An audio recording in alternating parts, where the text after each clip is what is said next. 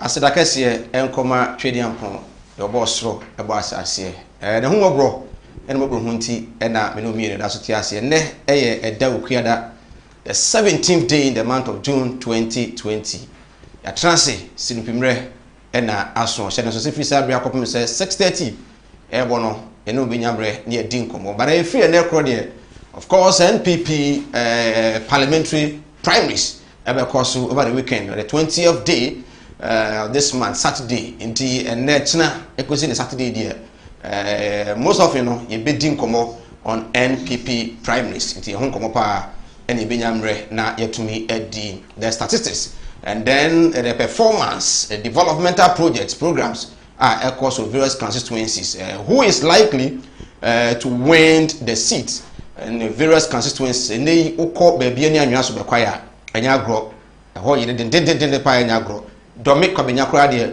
His Excellency Nankasa no afred the two aspirant my Quay Junior and afin so na Josafo do matnase se do mo toma no so mo anya ya anhwe ya na do we ni bia no later on no the push jekuta no ampani so obeje say issues no doso adanse askwa anya agro offensive South constituency hokura de allegedly sika bi ne TVs bi ne ade pimu ho no enya de sales nketo akura me no kaza Joseph constituency honorable deputy roads and highway minister wontimi na timi trase kura aye che bantema ochema boaje awon su grupa enya agro so from ne ekosi Saturday there details of whatever is going on in the various constituencies across the country in the Benyamre na yetumi edi ho enkombini and Michael Nana Adumakobare Shenson said the novel coronavirus COVID-19 yare no gusua ekun amanfo so far 66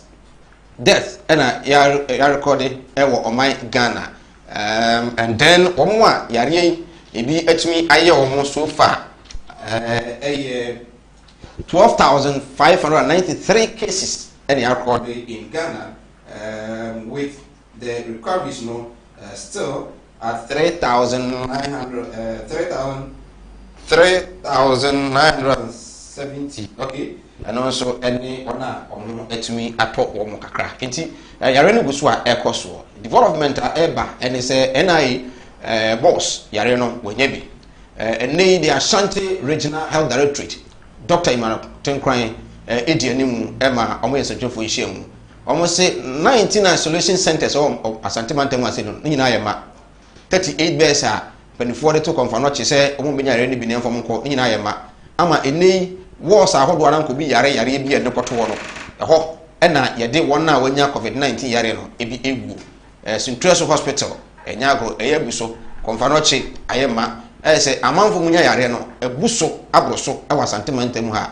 si anhwe ne ani hunkomu ya anhwe ya na am fast and papa amba it was advice is that enyese ebenya mre 1 hour 2 hours yakasa on COVID-19 ena wo eneme ebi mu say yare no eho afuto ne say observe the social distancing, observe all the protocols na intimi mwa na mwa yina because we don't know who is carrying the virus and also ena a very serious pa and no so far in Ashanti region alone 2,362 cases ena ya recorded in Ashanti region isolation centers na ema eno ena mi so say hwe hu yi wa wote o man Ghana bia wo bia no ene ukọ palugu a over 180 police recruits ene yesi yare no omo enya bia omo ka se be kwa na enka police service won hwe na school no omo close no down for a while eno so nkomo e wa ukọ ho a yesi nose mask no omo eton na omo ton nose mask na won so wan to bie na wan hye no municipal assembly no aposi for chewa instant fund 20 Ghana cedis na yajo eno kwanso betumi aboa pa amenya bi ede aboa o man Ghana komo no dos bi nyamre na yetumi edi at the Komfanochi Teaching Hospital 20 doctors and 100 nurses ena enya yare no ebi ewo Kumasi Komfanochi and then in Ghana over 100 doctors ena yare no omanya bi ma kwada so SDA Dr. Henry Boateng kura de wafam atona no monse do a ene health officers a omo kwada so SDA omo wana yetumi attest omo na so omo manya bi no ya isolate omo. The virus is real, so keep safe and stay safe also. Right? Ebenyamre na yedi nkomo na ene Joseph constituency honorable Kwabena Owusu Aduomi ono ne team ene no ebedi nkomo e wa ha sei honorable Kwabena Owusu Aduomi member of parliament for Joseph constituency the third term ena owumu in the year 2008 ena honorable Kwabena Owusu Aduomi parliament na that time no na the third time sitting member of parliament Akwasi Osei Eji Ejoso onwe de che konkron pa ono ena na oye foreign minister after say his excellency the president current president ufrimu na okokoye flag bearer edema NPP no Osei de besi na nai Ejosofo ka say wadi mfie dumi no wache omo aduma ntomuntu no the next person de ba ye no Owusu Aduomi that time kai pass amount for ne Chesika but still na Owusu Aduomi timi we ne 12 years ena owumi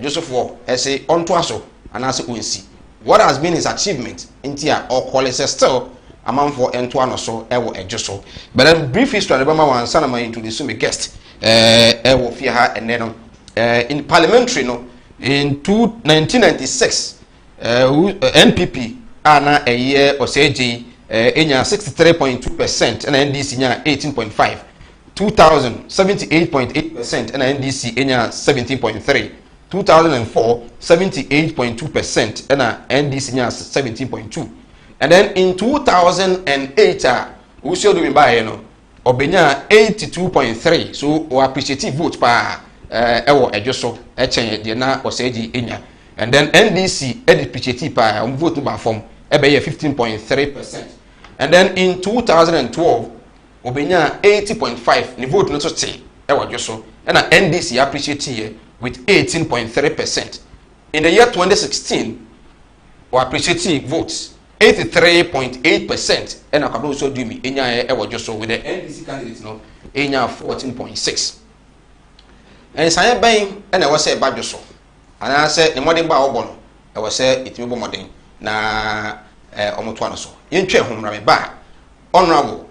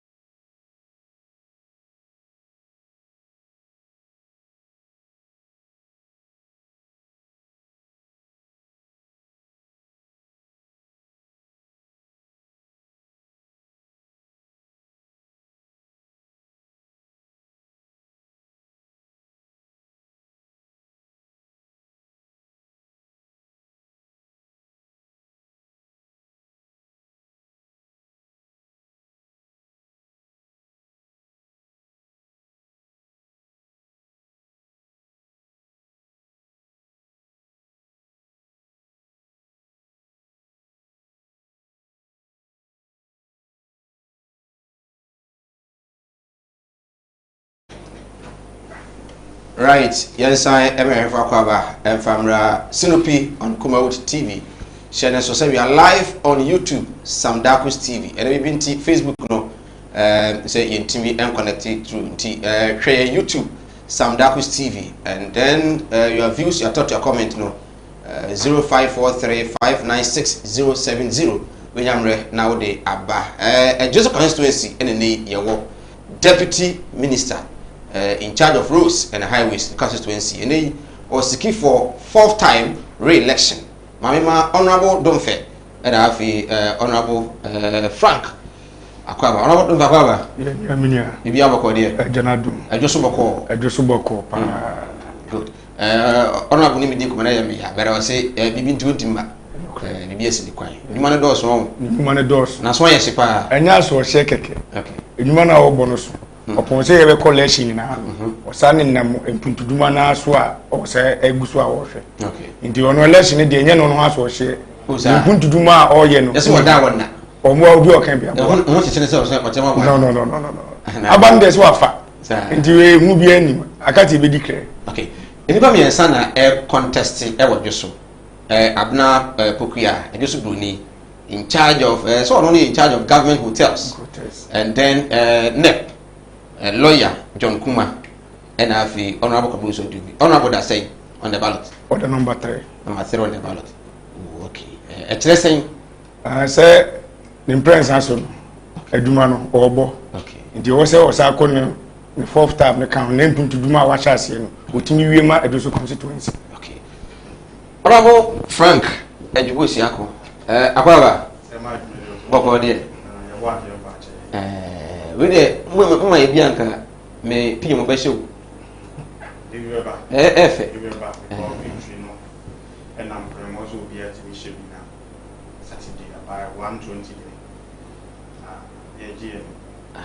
Edo so by 120 na owusu adu mi ona ko wini who's the elections so what 2 years by 8 o'clock round to being count. Okay. We bet at 1 p.m. Oh, mon count in electoral area. We bet counting electoral area, but if you electoral area, we economy delegates here 25. Yeah. By 1 hour, within 1 hour, meeting at 12. Yeah. But over 2 years, I say more. Okay. Or money see what happens at 1. Okay. So I kind of yeah. I won't say that snowball effects. We be say honorable, they can't be kufu meswa. Honorable when not 36 over 36. Yeah. I possible sir. Well, from a study about Okanto. From a shop. From a shop. Okanto. I want a lawyer too. Loyalty from a shop. Lawyer to Cocobra. And I'm going to what's it called Cobra, but hold you from a shop. Okay. And I'm going to go for a fee for honorable who tell you what come.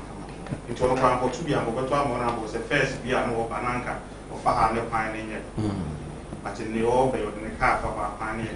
So latest by 120 dear. Latest by 120 dear. Now, no, we know the winner. I don't know what comes with a huge margin. Wow. Margin and best. Okay. This one's in the last 4 years. So, a DNA near being an honorable community, I intia. Who is a Obesan review when it comes to youth empowerment. Then by why? Yeah, the senator said, oh, fee. Now, oh, I'll be out Nakus. Now, Palano. First, Nanka, who's in Canada, Modemo, and Shedda, and Shimukran. After all of a sudden, you one is a Palano Modemo Coso. Copasa, so we jump at giving at that baby crab. There was a tone, the 12 Palano. So, and I'm so we said there's an appreciation in the human now, or modern one now. Now, another dance looking for the bar 2017. I will be in my call another honorable community with you. But never chair there be no chair. If someone for so dear air bar, necessary 12 honorable community with you. Okay. Because within the last 3 years, the rate at which developmental projects are also unprecedented. Take it or don't take it. Say can't members of parliament or member our Juso constituency and a Jusu Gabiana. Okay. Forget about all the internal party politics I also. There's no MP our by Joshua. What both and Dumas no about wow. I want to be free.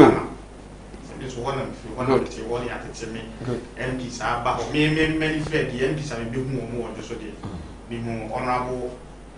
The way we are Ahmed. Okay. 92. One MP. Before 92, the woman of the MP. Okay. You had any more? By head and two. Honorable Ahmed because then the 2 MP are parliament. Yeah. On the court.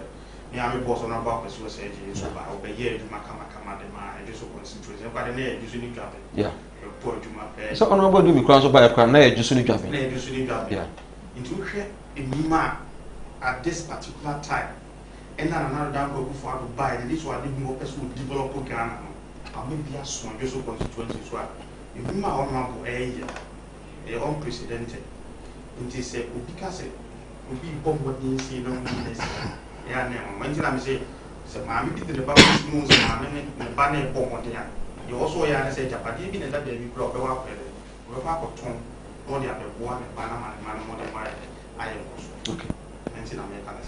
Now, see youth empowerment. Who said, as member of parliament, all the which near your boy, if you finish Yanni, and may be a boy or more, Dada sitting. Say, dear youth from this particular time, they go school. If you have financial support, a wɔde bɛkɔ sukuu obi wɔ so ɔyɛ artisan ɔyɛ n'adwuma bi yɛ mfidie bi last yɛkɔ Abena ase sɛ yɛkɔyɛ campaign yɛkɔhyia delegates wɔ Abena ase na man bi wɔ ɔyɛ welder odu ama bɔ last woba ha wobɛyɛ campaign no meka kyerɛ wɔ sɛ mefidie no a mede sosɔ asɛe menyɛ delegate mento aba wɔ ɛde so constituency da but maba bɛtena ha afei deɛ mɛtuo me gya to aba meka kyerɛ wɔ a wotu koto ma me sika ma mede kɔtɔɔ machine no ɛne machine no matɔ foforɔ aka ho a mɛkyerɛ nkɔfoɔ mmienu adwuma firi youth empowerment now kɔ ɛde so constituency all the communities ɛwɔ ɛde so constituency wo sɛ ɛmaa no adwuma a wɔtaa yɛ paa wɔ ɛde so constituency yɛ hairdressing na ɔno abɔyɛ campaign ɔbaamea me kurom Akyeneko ɛfɛ lady bi asɔ ɔbɔ tiri wɔ Akyeneko wodu Akyeneko no aka sɛ wɔrehwɛ asɔ a obi abɛkyerɛ ɔno abɔmbu so a ɔyɛ campaign na no ɔwura hairdressing salon ɔduru hɔ no ɔkura hand dryer saa hand dryer ma ɛno nso ɔpɛntɛ ne wɔde hand dryer no wɔtiti ne tiri ase ne wɔde ne nenam ne tirim saa na ɔsɛ dryer no yɛwɔ obi wɔ hɔ a ɛtumi kɔ ntɛma na ɔsɛ yɛnya deɛ wodu ti hyɛ mu na ɛyɛ adɛ no ɛbɔ baabiara ntɛntɛ na ɔsɛ nti sɛ menya dryer ne dwuma wa ɛbɛboa wɔ dwuma no so ɔno abɔ ɛbɛboa wɔ paa kame kora metumi akyerɛ amanfoɔ adwuma pa ɛnam mu nti nti ɔno abɔ started pilot ne so ɔbɛma some communities bi hair dryers nti Akyeneko mu ɔde 5 ɛkɔ hɔ ɛde kɔma asɔ gye hair dryers ɛna ɔsate sɛ ɔkyerɛni nkwalaa no bi nti ne wɔkɔ Akyeneko mu a yɛwɔ nkwalaa no bi ba a ɔno yɛ tiri ɛnam hair dryer a ɔno akɔka mu nso aduru ɛde kɔma asɔ nso fa to ho sɛ ɔno nso bɛtiri ne nkwalaa a ɔno nso atumi aba abɛyɛ tiri ne wɔayɛ mpawa nkwalaa bebree ba a ɔmatumi anya ɔmo nsa no ntoma bi ɔmo deɛ anso Akyena spreading across the constituency for every single community a papa ko this will be a hair dresser one man and 2 hair dryers or salon because of piloting project no wa Akyena na who say assault man pala no be binyans and juma we say obe ruling across the constituency it is no constituency bia you hair dresser bia salon ne kusa sɛ ɔno akɔka mu nsuo bi mu abrɛ wɔ hair dryer na anaasɛ ɔmɛ hair dryer na ɛyɛ adeɛ wɔ ha wɔ youth empowerment ne bi school fees a wotua ɛde ma amanfoɔ wo sɛ ɔno abɔdeɛ ne sɛ ɔyɛ adeɛ ma wa ɛyɛ a ɔmpɛ sɛ ama obi ate but in susun ha many class ma there are almost 800 students a wotua ɔmo school fees bi ama wɔn about 800 there are about 800 for the bare almost 12 years now. Yes. Okay. But we are almost school fees but they are not statistics no. Okay. School fees now would more now we are 3 days as something common fund. Okay. We see check in amount and answer them when we keep copy. Until last why another amount was a memoir amount for my pocket memoir may issue counting 11111 we are about 800. And we are here or quite free assembly or at school for put your own fees. Apart from your one everyone put and the ones that they are now on shedding who record of it. And no one to say would you or her would you birthday mouth cry no pay a book not a woman. One more the answer was it at the end of the between one in you and the or come will be asked what to Obama into so 12 rupees and all. Not I had there and the was a or come will be asked so I'm not about to try this with this amount. If they're not actually. Then now I am on what 12 school fees amount. Oh, Baba, be not be able to say, you know, be soon, yes, I'm one how to make a papa was anyhow. Oh, yes, I then I have a action. And I'm so much a hair dryer, and now I'm using to be put chair will be a Juma. When Mrs. 12 school fees amount. So that's what I am for so damn design on Obra now on our board, you be air panel. The Kaipa one way, Utini, or yeah, or the winning youth no was sports. Organized galas near the day t-shirt is that the same? But I say this year, no one was almost every year. This year, I have a song for Sai Bass, which you're probably in once in almost every year, social gathering. Every year, we are over communities with people, your amount for what me up over very now, community gallery. we in free wa another way so no akoye we deputy roads minister wotimi aboa afa nkofo bi enim sese ono kora ni ho a ya nkofo bi a ebia omo oyi ebi o sa ba ko pena na boni ni omo do so ba ko pena pese ni boni ni ema ejeso constituency for obi e hu honorable Papuno so e empower the first vice chairman of ejeso constituency. Okay. Mr. Pam From Gonsu. Okay. Honorable Bai who is as a way construction or excavators or one car. But how the road camera. And as the honorable nobody more road certificate, you know, so road certificate. Offer by now a registrar general and we are register company in the name of road construction. And also already a certificate and honorable general certificate. You know, the core highways.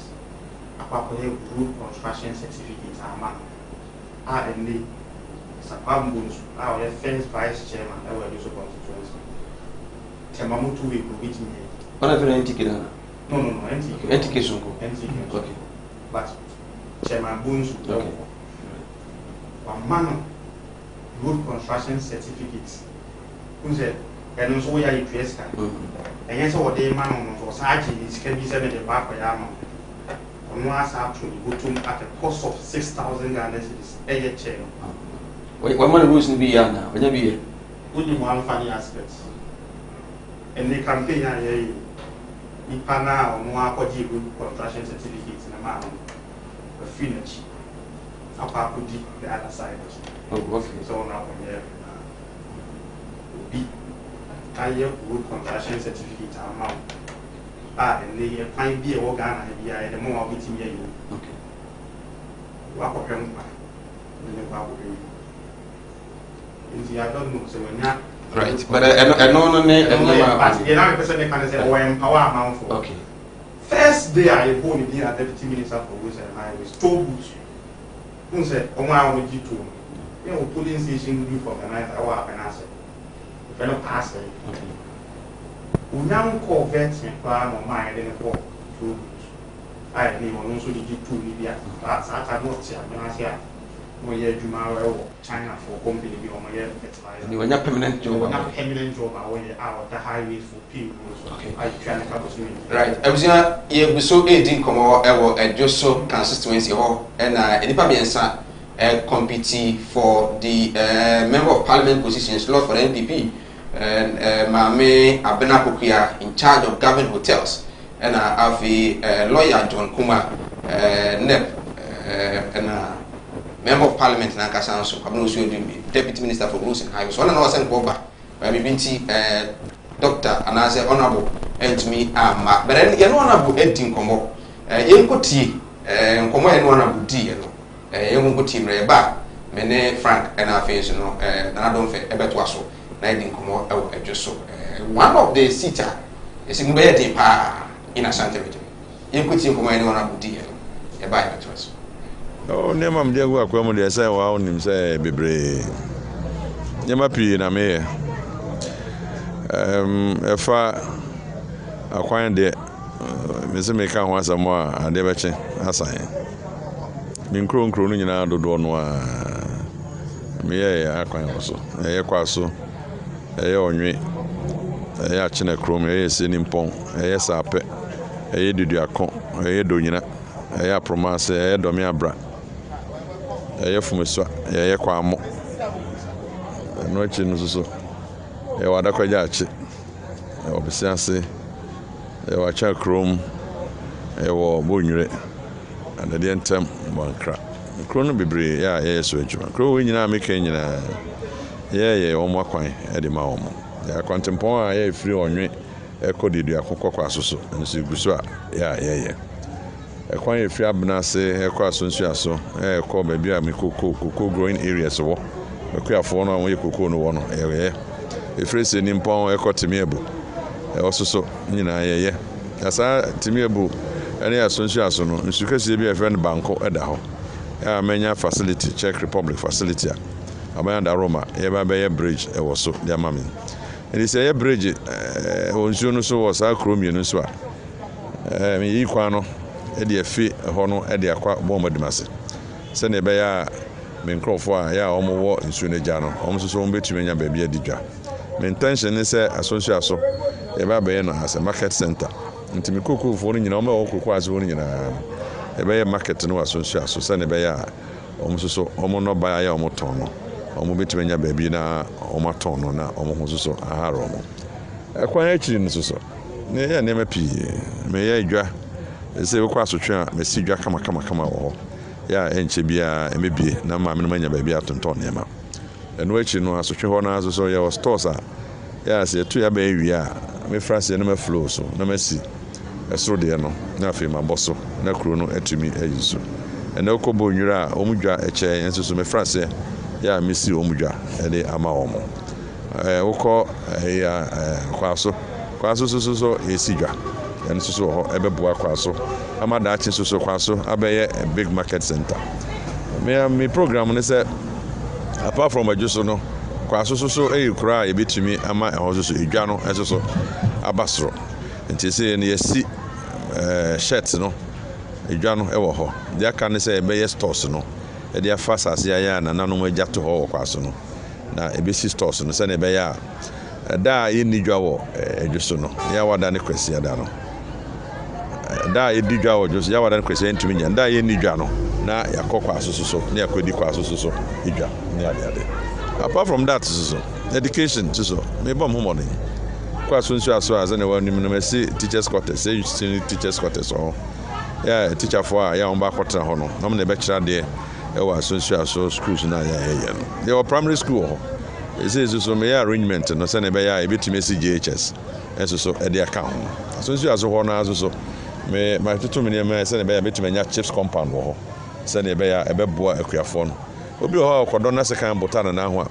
this year net track mu ne de ne call onwe hospital pese nya chips compound o so se ne be ya obi a obekwafu mu obi pre bia na ya lecture obi a at least obetime nya first aid no ewo asonsu aso ho chips compound na aboa ma me crofo so apom den so akwani eno achi ni so education so me ye nema bibre nkonwa me classrooms no nyina no mo fase fo no me nua nkoma no o mo tete form ne so yanoma nti ma shada ye nkonwa ya ma supply e de ma schools no primary schools no monodaxi ma ye bibre ma shada place order for 1000 ya me ankaza mbodom zika na me say djuma menyi aban kapre mfiri get fan musam de ya say no ma supply nkronkron no pi ni me say makọ hwere so makọ bo ankra me say makọ bisiase makọ nkron bi so na say ya kra me ko tikrom me de 100 pieces of chairs am de ko tikrom e come school no ade apart from that so educational facilities are yeah one person so nyina me mpo new bonfa na time na me MP for Jusu Dwabe no me see 6 unit classroom block ho me beto 4 yeah me be complete here nti me ka bomu 10 unit classroom block me nwie na e che mu e say ma to aso a ya me pesa me ye na me me safi ho nti uko ni bomfa 10 unit classroom block ya me guswa ya me ye sane be ya enkwara nso so obenya bibi no masua although any me consequence bi o there but me na me frase nti o say me wie to call educational structure very giant one yeah no so you so individual structures no maintenance near the me cement ne enema ko anwea no ne ade ko me yetumi de year repairs ewo other educational infrastructure ya ba pom den so a mare mo ko tikroma me ba be the MP me see clinic kama ho e say o mo de health center nice one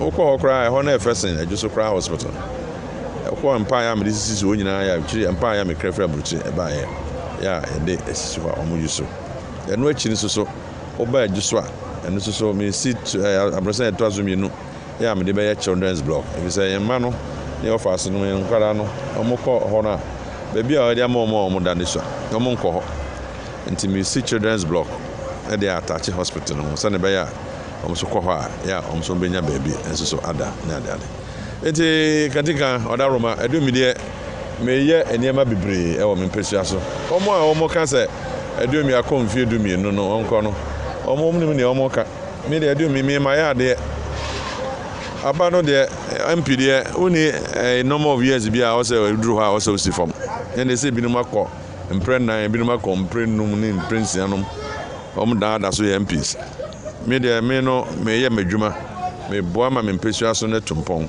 so far as me nkrofo a eto aba no beto aba ma me se menye parliamentary candidate no de edu me nya na mesi fom na ocha so ma mo me hu modern ama me nkrofo na se eto aba tia me de a enne na se mewie madwuma but se na mi se boa me mpesua so me bompa ye me yire me ho se me mpesua so be develop no de me nim se sa aba ya ye kwakoto me me dai me nkrofo beto aba na ma me se me nto aso adwuma ye akwan no ne ade ye bebi wo ho a mentumi enro okọ chikrom kokobra okọ amoma chance okọ tikrom okọ baro no ndom new sites ni nyina no menya enko ye bibia ho me ogidie se enu time afi we nso no ebetumi a prepare bibia ma conduct so akọ na yakọbo o echem ene me ko ho ko ne na nani sia o so si police post ene o chom the 100 bars of cement e ko mine na echem hene na ode etwa blocks na ye de si ma ko ma no eto aba ne wi me ko ma no na de iron rods and cement ne be ya betumi esi police post no ko me ni sha ne no o ka se akonfo ha o mo hododo nti be si police station or police post o mo ze ne be ya approach for be ho me ne ya adwe nti me so na se o chom the 100 bucks no kwa eto aba ne wi me da that week na ya be simu no e ka ko ma na de ne ade se ne be ya betumi aboa ama bibia so ayeye enti kantika adumi de me bru masu ko se na de bia meka no me yire me ho ye mpuntudwuma de boa me nkrofo e wo mpesua so fo no nyina nim se adumi bom ho mo enti adumi de me ogidi se na etie bia no me nkrofo beto aba ma me ndai na adwuma pa ya me ye no mato aso nye mfie dumie no asem obi o ye ofri ofru apa no na epia no nti sa me fruit apa mo gide so mbepia me ama metumi ato aso no ma yadwa no yeah na ya na awoko campaigns na wotin sema hodo bebre efa omo ehye boakese se omo ba omo bedoe omo Esgracia I mean me say Esgracia se ni pa omo constituency eni bebia sasem we Esgracia no oh afa ya na esre so obi so the common fund be mo obi common fund ye delegates dia NHI fund yenya na delegates dia oba o de ma delegates get fund oba kakra yenya free get fund no oba o de ma delegates na yes gracious so de ama wo ejuma no nya bi da na be keka we common fund abansi ka ba na wedi common fund me kra ba mi hu ekọ district assembly ekogu account no get fund ekọ Ghana education service NHI fund ekọ Ghana health service emu bia so pa e just a memo written memo with valid documents and sana wetumi access our fund no ento bi ba no be keka sansem we nyina ya na esre nipa na onim de oka wo kan no de ketremade de adada o meto aba no se ne be ya o meto aba no beto ama no no munya to aba no ma no wie na se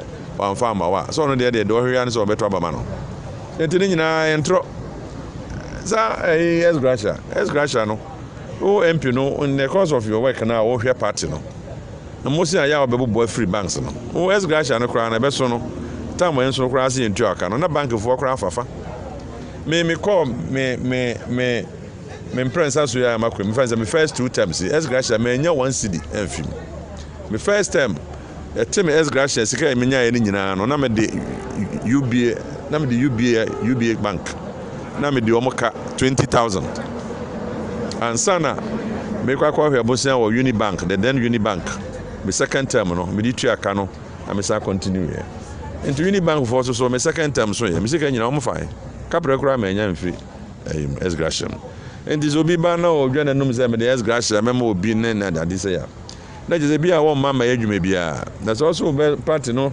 ni ye yo no esi o sre so untumi mfa sika be na adwuma be na wo ya obetumi anye sika dia je so ko bank bosia ndi bank bosia ye bo no ye de Esgracia na esi ano nti emre no so ana bank fo abefa anya sa wunye sika bia mfa ro na party eni za bo sha mo ye nya hire nya aye bo she hunu say omo de delegates ndi omo nim but aye bo she hunu untumi nya de to so biem omo say akwan a wo ye de eye abana na eye Yeah, who's MPs be Kumasi almost struggle to even get 1 kilometer.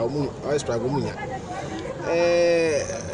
Secret ni say na just so far. Kanika, adwuma ye nyina na obi aya adwuma ma aban. But we MP a o lobby and when ya nema de akọ. Yakopon da Roma me Ministry of Roads and Highways. Nyame na me ye minister ho. Enti se me pe bibia me come boss o me ye memo koma no. Na makosre no na obi a wa approve ama me. We who the importance of that project no approve. Enti no enye se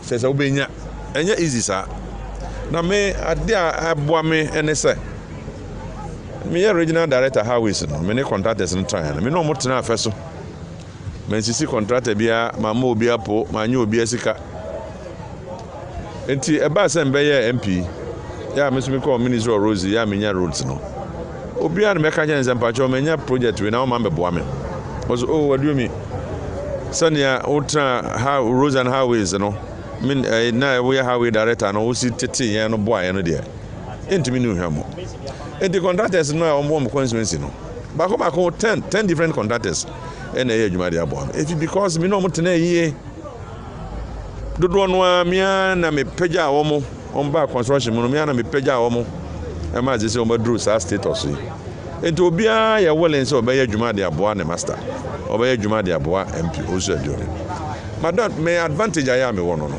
obi okra project no ya wodoma no eso so nya contractor kra no akoye but me de mitire and am say contractors me no mo tena yi enti no madwuma bia ya be approve ama me bia no me nyomo mo ye so that is the secret so obi to ona so waka say bi o ha bi no say year of rose nya de year of rose no kwa consequences bi okra hu kwa bia o but modern mo aya me bo e wo ministry ho and spray ya me to me lobby for projects no na me say nya contractors on pay masem mo ye ma me no enti na hu e betima bazan ke betimi awodo roads nyina so obi ampo no oba be ya ma wo enti obi mbo hu za hu pagya so bibi koso ba me de me lack ne say contractors no pay masem omo me ye dwuma nya anya se bi aban tuom sika bi ntino mo ni agya omo ye but omfisi omo ye e de aboa me ahye me ni mo nya mo me constituency enti e na hu sa nwuma we nyina. All right, honorable, what final would be a catcher delegates? Well, me the make a job one is a Mimindano. Omoko Trabana, Omon Trabano, no Monye, who said a your constituency in Puntio. Your constituency, a one in Puntio, and Huntina of Quatuaba. And yes, I be one has open. Obia ya or war and persuasive bia per se and can chrome your sister or come a yena quine, your man in shoe. Ebia school ni here ye school mano enti wo kotwa na ma obi a obeboa ma mpuntu aba ompesua so edo me de omunim dada say me de be fra say den de aya me ye mpuntu ene mechanized boreholes no kakra me refi 20 mechanized boreholes na me ankasa me ye common fund kakra na me support but me an bottom de peja already my hand over 6 e de ma kokobra ochirikrom e na kokọ amon yaka no eguso aya ye connect electricity ni ade enti no e mpuntuo na ye nyina ya hwehwe o se ye hu se ye ni ankasa opportunity ye nya ya do me wo ho as deputy minister for roads me a valuable asset my constituency no enti se ya to abana ma do me na do me anto na dwuma pa ya o ye no so mo nyo ma dwen se obi aba obeye conduct in the assign na so benya conduct amra yen na asam intimate delegates no omo to abana omo to abana ma aduo mi se na be ya mpuntu dwuma ya ekoso yi no ye beto aso na ye constituency so aye krabewe eno ne ade ehia na dache no December 2020 no o kwa campaign e dey asam na abeka se MPP ba power no e dey asam na abeka dey ato abama na nado numa pa ya e uzo aduo mi me ye no eno ne de be campaign say na Akufo Addo penso wo ba ye no ya ye we won kro no so nti say enye no ne wo ho na wo nyina wo say me ye ne gia na so wan to aba ma du me anto aso yensan ema kwakwa uche honorable Kwabena Owusu Adum, Member of Parliament for Joseph constituency buntum a wayɛ de wɔhyɛ aseɛ ɛne yɛde abɛduru ɛho nsɛm ɛna wɔka no na one question a wansa yɛ ɛyɛ sɛ yɛsɛ wɔnya 12 years nti ɛbɛyɛ a wɔn tena akyiri na wofɔ nso ɛmra wɔyɛ so as long as ɔyɛ adwuma ma ɛde so na ne so wɔde ne duru bɛdeɛ ɔbɛkɔ so a ɛdɛ mpi no a na ɛsɛ sɛ deɛ adwuma deɛ ɔkɔsua akɔ university no de ato hɔ mpi no ɛna ɔso bɛdi ame sa mmra na honorable Frank ɛntoa so honorable yɛtie member of parliament nneɛma a wayɛ schools a wɔsisi market a ɔyɛ ɛne ada wia project a ɔyɛ ɛwɔ Joseph constituency but obi nso bɛka sɛ at least ebi ananka afoforɔ na ɛba nkɔ bɛtumi performing more than and better than what he has been doing the other thing na yɛ another person a chance to also come and try.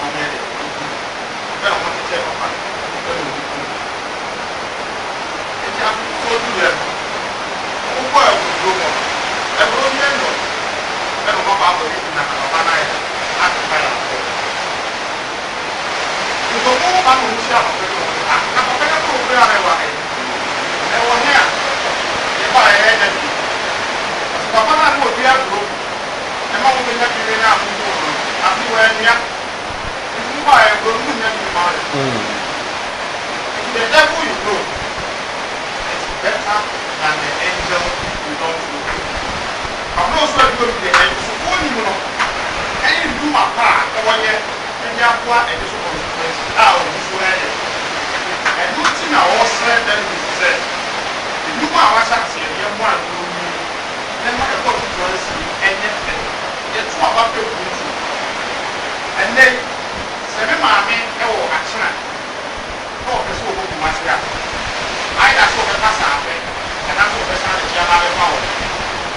One of the proposals would say, and fire and that at the master, Epon, Papa baby, and Yamaha Namaya. After the end to answer, and my name for what's named the fire and that action of this land. So, the central government project, you know, Kranoa, because still a project, Locoso. Year of growth. Year is a project, year possible. By our 2020, your home and background. Okay. Contract is me a bam or me. But so many of that will pass so about the name. But some of the proposals will tell you most kind of interview at the end. Possible highway director, I watch what the contract is next to you. It is our contractor. Where one contract, no contractor, contractor, the other is for back, but they are fine man. And I'm to a pack or more material. One more work, see the contract, the standard as I the contract about why the and with the contract is better for Babay and Fine. You walk the floor on the first one. Toilet is a city bar. Can't sound out the Yabi or let's go about I don't know. Right. Ana we etwe homra yego so edi nkomo e wo Joseph constituency ye ba yesi e ba ye beto aso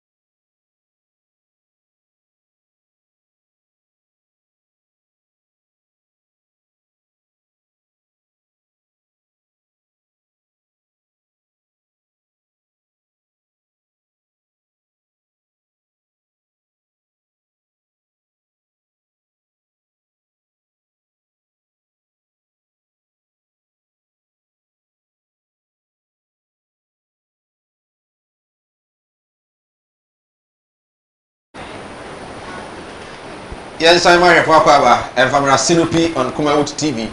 It was so big, my cash was said, and then it could see that year. You are in Ghana, and politics of Ghana, NPP parliamentary primaries. The Hong and Ibusua Yedi, a Joseph constituency, or and a deputy road minister. When you contest, I more thing, and the free John Kuma, Hong Kong Yedi, Numadia, what is on watching. And the amount of why ye. But then, yeah, Nico, pharmacy is liberal in Yamlan Camp for amount 0543 596 070. What's up now? The baby Yamlan kind of a crab. I mean, if you're not family, a benefit and twice so the studios. Okay, we say good evening. I'm Angela, watching you live from Dunina. Please tell Honorable that we are for him and we will always vote for him. Whoever fails to vote for Honorable should consider our vote for NDC.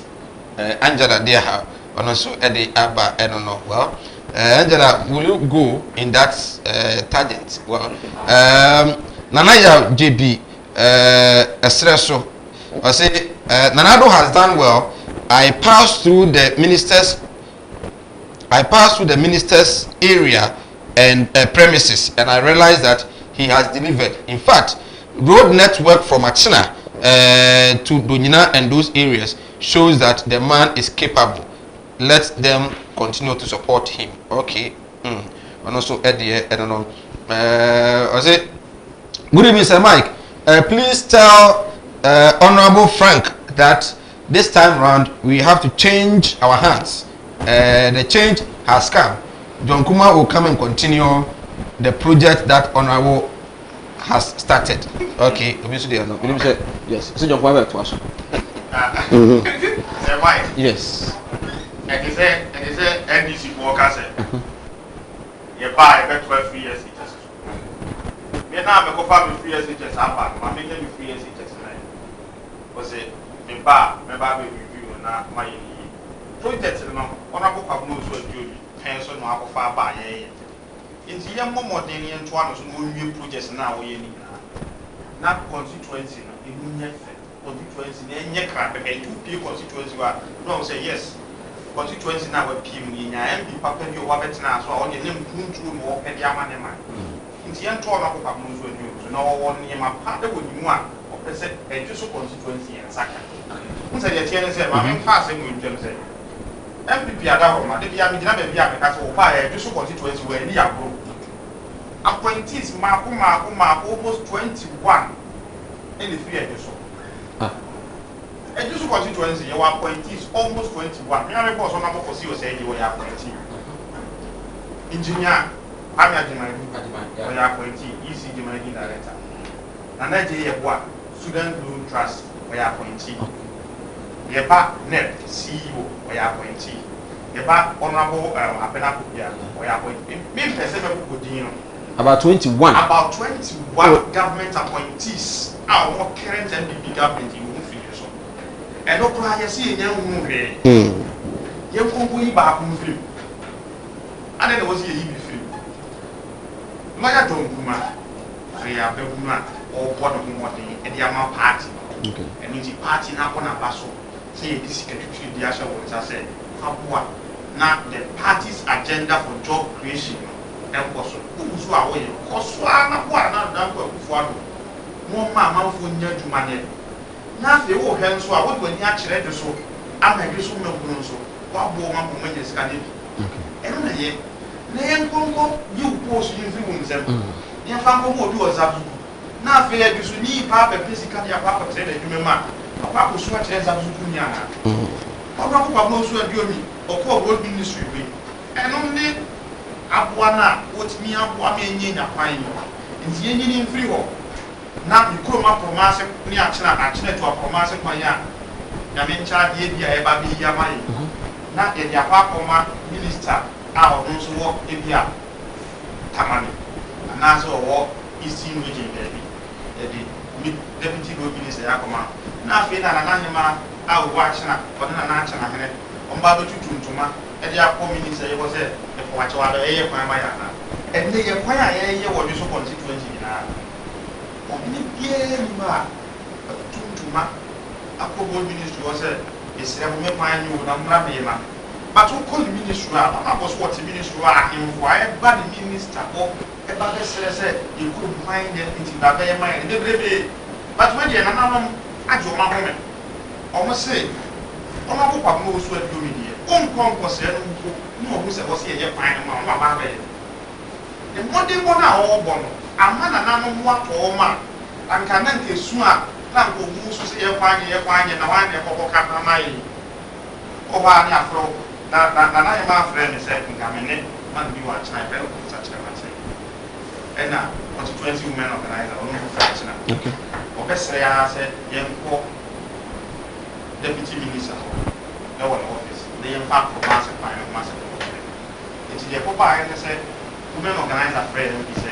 kana na asoma yɛ sɛ ɛma ɔso wɔma mo ha mo ɛkwan ne mia bɛfa so ma yɛ drawing ɛdi akɔ tender a wɔde contract aka sɛ contract bi mu line sɛ aba bɛyɛ kwan na ma yɛ ɔmpɛ wo pɛdeɛ wɔ sɛ tena hɔ mede kwan ne bɛtoa wɔ kuro ɛno bi ne yɛ pɛ ɛma yɛ nka sɛ yɛkɔ akɔ yi ne sɛ nkyɛn de ɔne delegate nso ntam te sɛn yɛka ne sɛ noa no ebia na dwosofoɔ no adeɛ deɛ nkɔmu nyaa no a nkɔmu pɛ sɛ ɔbɛtoa ne mpotutuma so but na delegate no a ɔmo asi ahenefoɔ no nso no ehunu sɛ ebia ɔne yɛn ti yie nti no adwosofoɔ pɛdeɛ bare yɛ kakra no deɛ yɛn pɛ ɔno mo ntam te sɛn ɔno bo kam no so ni mu de asɛm a wɔka ne sɛ delegates so bi bɛka kyerɛ wɔ sɛ me deɛ mɛhwɛ delegate a ɔboa ɔso ɔno wɔntumi nhwɛ delegate because me papa ɔsɛ yɛ a ɔto aba wɔ akyena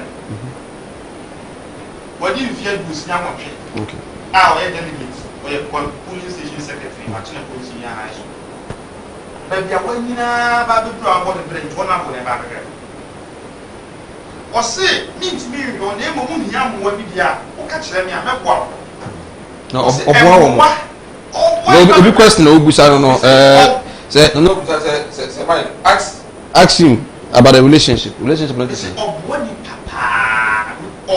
papa na emu ɔmma mɛka nkyerɛ obi sɛ ɔboa obi nti no ɛna amanfo hu ne sɛ ɔmmoa nipa yɛwɔ obi a ɛsɛ na mɛde bi a meka kyerɛ ɔtɔ biscuit ɛne malt ɛma wa no wɔtwa ne picture na ɔde ato buku ɛna kyerɛ sɛ wɔn deɛ ɔbɛhwɛ ɔboa wo ɛnyɛ no na kyerɛ sɛ wɔhwɛ ɔboa no ɔma wo kwabo nso de mu de bia deɛ ɔka ne sɛ ɛyɛ me ne wo mmienu nkyɛm asɛm wohia biribi a ka kyerɛ me mewɔ ho mmoa a mede bɛboa wo ɛna meni ho mmoa kwan koro a mɛkyerɛ wo ɛbɛma wɔnya so mfa so ɛnya saa mmoa no nyinaa mea mɛkyerɛ wo yɛto a bɛwie hɔ no amenka sɛ ne yɛ opposition bi a na fane sɛ nadu na yɛde baa sɛ yɛmfa ma constituency organizers a wɔkɔ constituency bi ba nadu director a wɔkɔ constituency bi no wɔne yɛ nadu director ɛbi so constituency organizer ɛyɛ ɔno akɔkɔabo nso abi onua George appear enti wɔn a nkɔsɛ nkɔyɛ nadu director ɛwɔ sɛ George mi nua no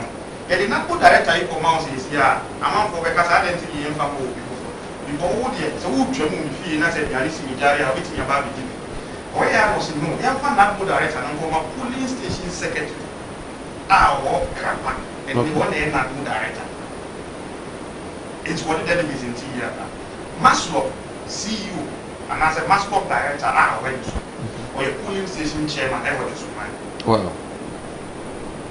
NAPCO coordinator ɔyɛ polling station secretary ɛwɔ paamo. Right, yɛn wura no kasi di adwene dɛti a but ogbogbo nyinaa no na wakyerɛ mu sɛ josofoɔ to tia no a wobɛkɔ na wakɔ braa adeɛ na minister koraa no na wɔanya no but mpanimfoɔ nso kurom pɛtɛdu nam a ebi ka sasa na teɛ na neɛ nanadom fɛ woyɛ honorable member wɔnwe na wofiri yɛnim sɛ ɛnka yɛnua kuma anaa yɛnua pɛ ne dwom kuma ɔno nso so hɔ ana ofiri dɛn na neɛ wɔn nso wɔn ansɔpɔto kurom pɛtɛ na wɔkɔ abɔnten minia medas em sɛ da bia mpanimfo bu bebi sɛ do ɔfo duapa ɛna ɔyipia sɛ yɛhwɛ papa ne nnwuma a ɔdi na ɛni kwan sɛ yɛgya mma sɛ nnwuma no bɔɛ mene wo ka sɛ woawo nana kwade fie anim kwan nyina yɛyɛ na woba hɔ abɛhu sɛ yɛyɛ na nipa no ɛyɛ nnwuma pa sɛ yi ɛde nti ne yɛntoa no so ma no nkɔ na menka sɛ nipa no firi me kurom nti kyinkyina a yɛma nnwuma pa ne mmɔ mpatamɔfoɔ ɛnyɛ yɛnko bɛsiase ne wɔnwɛ yɛ ade korɔ yɛn nyinaa asomafoɔ ɛne yɛdi akonnwa enti yɛ no yɛ nua no wɔ mu yɛ mo nti besiase te sɛ deɛ wɔ na mmom nnwuma pa no ɛna ehia yɛ sɛdeɛ temamufoɔ no ebenya ahoto se obi tinu site na ne maame yale ye obi timanya taxi crowd akọfa na ba hospital enu ne yehia enye se bia nipa ne furu krom kakenti na ye se endiza wo se uta na che na akọta na chi me de adusu yeye ene onwe da ho se da ho akadwo so so ye ni donaso ya 15 ora John Kuma firi oda ho nti ena honorable Odurumi epese o sabotage krom enti development wo ye nyina no onfa bi nko ho oh the okay boss aye bubo no woni odi twamwa up to street light up to donaso da hu nyina bubo bi da hu no on se wo so munya layout ekwan wo be ya munya layout na hu se kwan we edan we sikwam anati sikwam se wo ni ha me no ka se da hu nyina no wabuchi na sia na donaso no akwan layout wo dia ba se 15 kilometers ya ba be ye donaso kwan nyina ma wo enti se obi di mpuntu se ba agent no se ye pam no maniko mo delegates no idia ye sre wo mo no ya koto abama mu so se mo mkoyi na hye bedani a obeboa ye ya mpampa mo de wo se ye konya bi oboa ye enti se no enfie na no so bedu mo so mba be se abejon se ye santo abama mu ya be se mo ma de pa bi boye enti mo so ye santo abama mu ana eno ne ade se kroma ni bu se o se o mo hwe na ye se aba no ye tunu kro bi aso enti se wo anto amana project na beba no se fumesa koto 100% na me mikro mo me ko to 30% na kwa mo etu 70 na se achina kwa two sister but your project na ba he be start life because we won say we na do me o mo to aba na ma me eti na ye se ye kromfo be eti tu mikro mo me fo se o mo modin no mo to aba na se de mpuntu obi e ba papa e ba ye na nsia wa me etmania secondary school o me eti de bi na papa na woni ma ya kwa nyina wo nyina oye eti we na wo say nipa ni fi mikro mu ntino e wo say tintina wo say me support no de wo fu du apa ni pen de ma papa no ade no nakuta no wanti mani ode ahye na mawie na ade nse ko bena nmako ete sa ade na hye na num ekwan na da ho obi anye oba ye wa start here. Hi sir Mike, I understand some chiefs are trying to manipulate the system for the incumbent MP. Find out. Eye ni nyuma pa wo yi. No, ahemfo no enye campaign. Okay. No bu ho no ma ni project a e koso no eye ni fe. Nti ibi otumi ne manfo no hwe se omo hwe project na e koso no. Se afutuo de eni kwa se o hwe to a ade e koso na ya so ka. E na nyen so ka. Nti enye se bi omo e do omo awuram ka na omo ade na e koso omo krom no. E na ye omo fe. E na ye omo ani so. Nti wo se papa no so to aso no wie. E na omo tu nyoma ni afi. Omo nyim se de Ghana abanse saba empuntu otimi ka ekire. Eti ade na nipa no make us ade ode ase na numa wi afi na ado nse kwakuram. Eyi ekuta no wantimi anye mfini nse. Na mo ode ase na numa wi no na ado nsa obeka wo. So enti ade no de do fu duapa no wo se pani papa no ye mane wi na numa ni nua don oba na se ye nyina be di na chi asopoto na ma se ono so ne ta ma so no aso. Me now 1 minute speak to the delegates. Omonya da nyame adoma efia. No de adesede nam de to meni. Se de make am. Se no okroni nyina hwe. You say first ni nye hiem eto no baby fa. Se no ye nto no se betu nkru. How many electoral areas? 28. Wow. Eti se no se ye se ori hwe nti se wo koto na ekrono man to a ekrono na hu se mo na wadi wo mu hwambo. Nti basa na se no ye nso mo sa be gina obi mu se mo se ko delegate. Na ba no so 2024 kwa na emu be de. 2024 na nadu awie na nipa for ban afere na emu be de. Sometimes now so what disappoint you come for. It won't be US in time. Ti we that said there and am dey to omanim so omo ni ko no ho mo nwe so omo ko afu because yen nya so to abani bi mo na dey at said they say dey ko no puntu no e be continue omo to abama ona be ko tan usu adwam no on to ne nwa pa oh yes. Okay Frank, a minute na afi say Mike na bibia amount for case fear delegates. Okay, but me dey ask my can say don't fear delegates, respect delegates. okay, Delegates bia ye and warrior. Delegates bi obeto abia ya dia wo kunti na manato. Ona ko kwa no so aduo mi delegates ma o mato ama ni nyina nya so mfa so. Nya ho kuntu. Enti se ne yam kuntu ya do so. Delegates besa adwene se am kuntu ma o de bro mo ato aba. Me de mens na na se ni kro match na. Omo ya 21. okay. Misre wo mo. Se be ya ma proma se tu achina kwan ibe yi ama mi ntino esra se o mo 100%. Enye sa na se si ni po 100%. Lunyina koma 100%. Apromase koma 100%. Tumbeso koma 100%. Ona go betina se aka se ebi a china fo de enye kwan ya bia ehia wo. Nti ma me nkọ fa kwan no ko mo ehia wo no. Na emu me nkọ a china ko bi so mo de de ehia wo. Nkọ ya. Okay. We ndi o de nya kwan ehia wo. Nti mesro omo hwe na na he mani. Omo ha china fo mpanyimfo anim. Na ye besre wo mo se apromase kwan mo ma ye ni mai. A china delegates ma me nka ba ho nka. Kitwe bi na. Se apromase kwan se ye ntimi a na chibia no e de sobo no bebo mo koto aba na emo so wetimi yi a ya ye beye nka ye dumbi okuro mo dia mo se mo na mo koto aba e ma yetimi yi o ma bokwa mo so aduomi e ma de bi yi apromase kwan ma ye nti ye damase ko na bo ma ba so e ma mo yi ko je besro mo to aba no ma all right e da memenda Mia me baba bijina wo ahwe so beto aba me na me wona bu agent no achina ahwe so beto aba na kama je besro wo right montuma ya tonsene fu mesafo ya tonsene onwefo because probia we ata so say obezu onya 100% yenfien no mo na say yenfien bi nya 100% right ebusafo me ne honorable Kwabena Osu Aduomi Timadiomi for re-election owini we no na so call fourth time nyame adoma memenda ono na me no mudi nkom ono na wasen ko timi ba Beren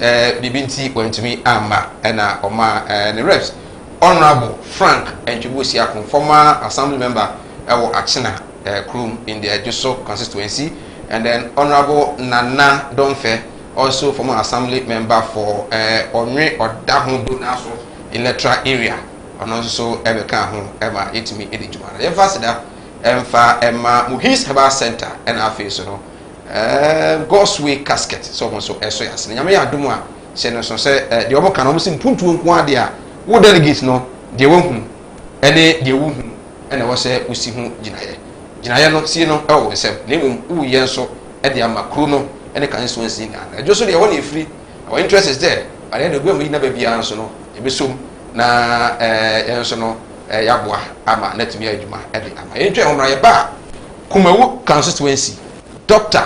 Philip Yaw Bano team also ewa ha omo ene ebedi nkomo yesi ehon so ehuru den ibi kura ho a 24/7 yetwe homra ye ba ye no mo so betwa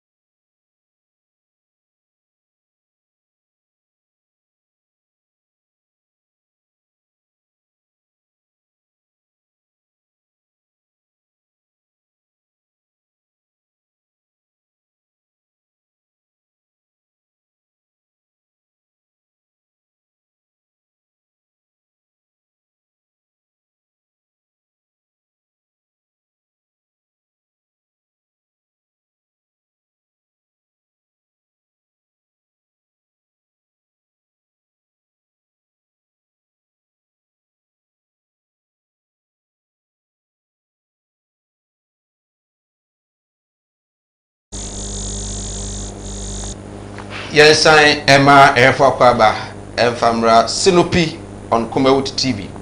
Asida Enko Emfama Muhis Heba Center.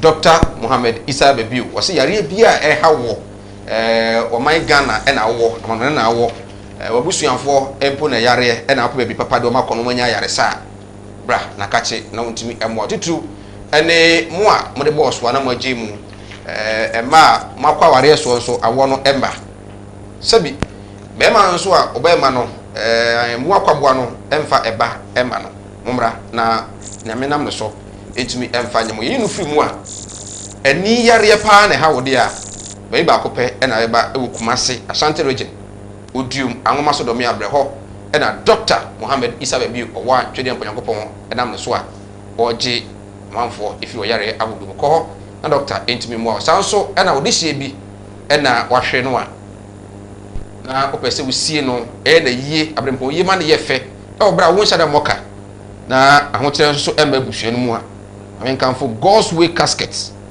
emfa emaw se ye maw fradaka efe na ya boa mo ye ni na awi betwa video obey decoration bibia no ye boa mo ye ne kama woni sika kra na be boa wo ama sika ma de aye wo wi a ebe yi sika ne free no wo de akoto ama no aya so dim we ene de onyankopon anam master ato eso a wo de ebre o my Ghana bia wo bia no adaka na wo pa ye de betike ma bre wa ye nye wo hwe nti wo Eastern region, Western region, Brown region, Greater Accra region, Ashanti region, Central bia wo bia no no ane se obeto ye nkra na adaka specification what my come na yetumi de amawa ye de tuka ma ba ne de sika bia ne ho a obetu asanso na sika de mama de ye nso no isi hu bia nso eni ho God's Way Casket Kumase labor anwra fantini town labor run about ho no a na obehunu se omo ewo no ane se obefre 0243 737 457 0243 737 457 frɛ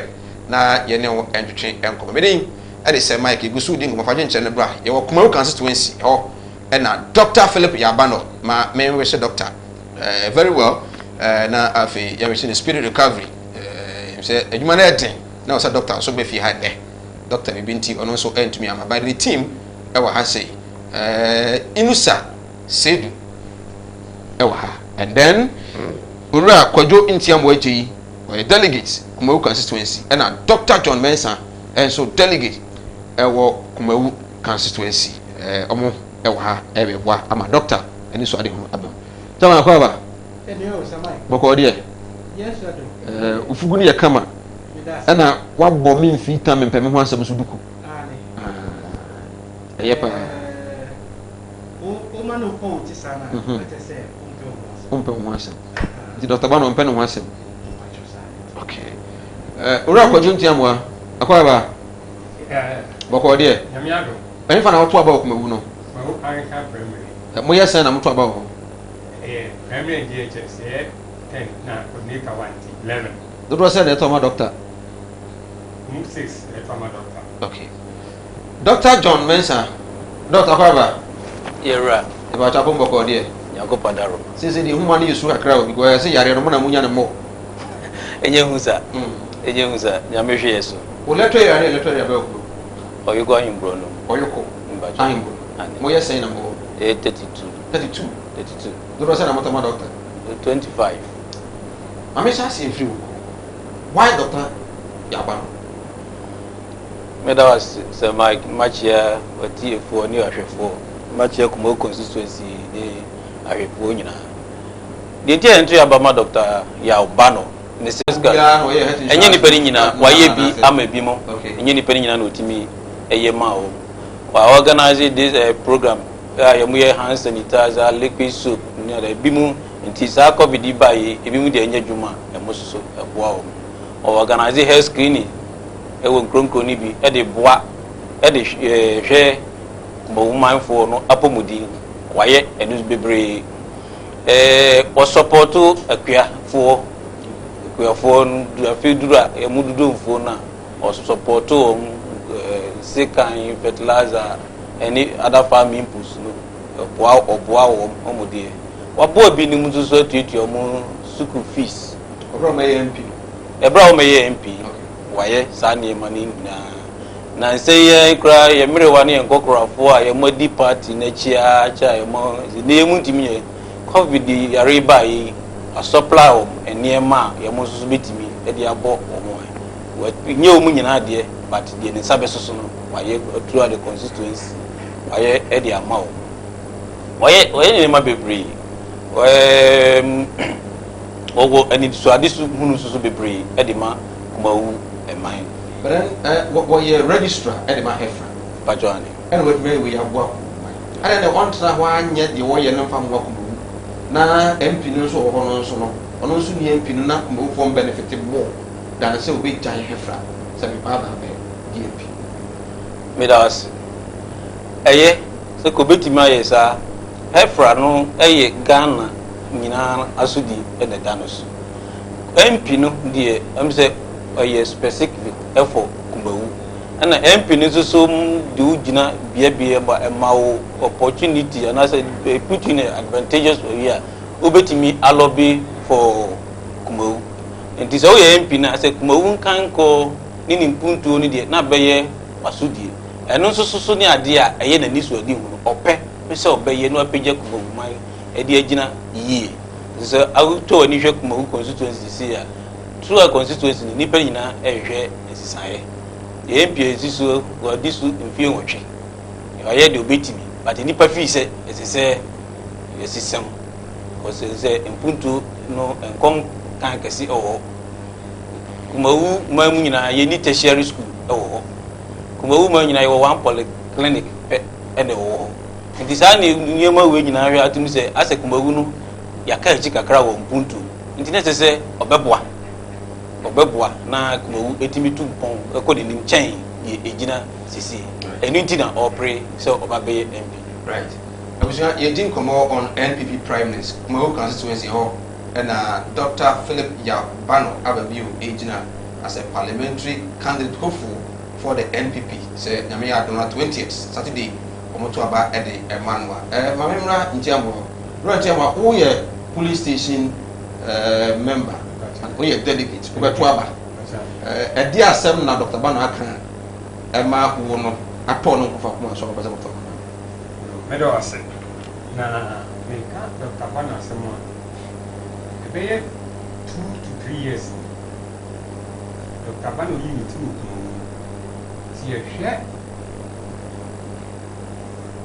ye hwe emwa we di abwa emaburu ni bi na ofata said obedi MP wo because Dr. Bano yi nipa won fo wasam nkwanenim e ma ne mpamo na so ko muna tese abre bia wo be hye ni bia wo tum ka sa papa yi die ofata said obedi MP ko penyu akulawo tese kuma no bi obekọ no bo bia ni je papa no ko wa honfama opo ne duma wo ye nyina no tese mo tese wo ye bibi no antun sam frɛ no ayie obeba so wo ye we do frɛ no obeba tese aditi titu and sorry cry ya de na so mu ba tena oba iti papa no wani swadi hu amani pe wo kuma so mo na ka kyerɛ se papa wo die mo mane mra mo me die ko kuma wo me boa ye okay Roger wa bin twa me ho mra just 30 seconds me ba de be to aso na afi edi ko so e ba sisi